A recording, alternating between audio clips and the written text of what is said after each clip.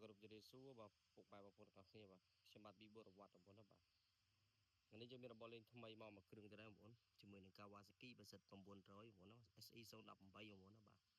ជាប្រភេទម៉ូតូថ្មីស្អាតបងប្អូនគ្រឿងលេងច្រើនបាទម៉ូតូគីឡូតិចបងប្អូនហើយស៊ីម៉ាំង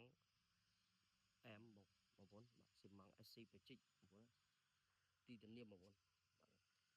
ស្អាតណាស់បងប្អូនបាទ SC បច្ចិកបងប្អូនចឹងបងប្អូនចាប់អារម្មណ៍ត្រូវការឲ្យតំណងឆាក់រកបានទិញដាច់បៃដូរបានបងប្អូនតាមមកដល់បងប្អូនបាទធានាម៉ាស៊ីនសំណុំថ្មីស្អាតទឹកថ្នាំស៊ីនបាទស្អាតបងប្អូនកែបលេងបងប្អូនអែមបាទខ្មៅនេះខ្មៅប្រេងបងប្អូនបាទនេះលេងច្រើនបងប្អូនណាបកកង់ថ្មីស្អាតមុខក្រោយបងប្អូនបាទម៉ាស៊ីនសំណុំស៊ីនតម្លៃល្អបងប្អូនណាបាទតម្លៃទាបជាងទីផ្សារបងប្អូនពេញចិត្តឆាក់រកបាន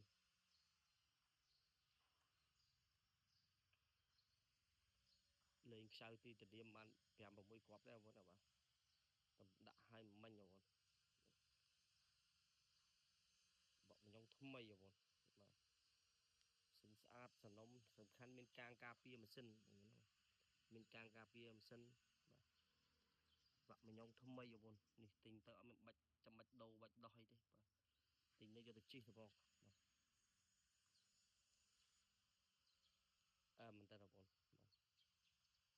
ដៃជើងនៅស្អាតបាទម៉ាស៊ីននៅខ្ចីបាទចេះបងប្អូនយើងបានស្ដាប់សលេងបន្តិចទេបាទ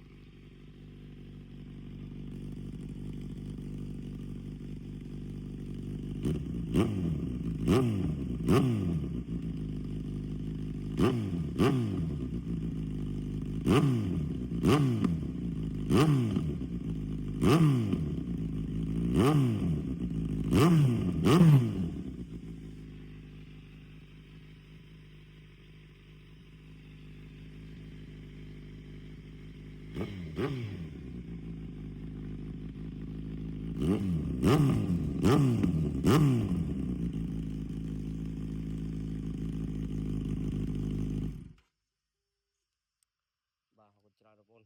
បាទស្រឡាញ់ពេញចិត្តទេអាចតំណងអាចឆានបានបងប្អូនបាទគិតថ្លៃពិសេសជូនពុកម៉ែបងប្អូនទាំងអស់គ្នាបាទអរគុណច្រើនបាទជម្រាបលាបងប្អូនទាំងអស់គ្នាបាទ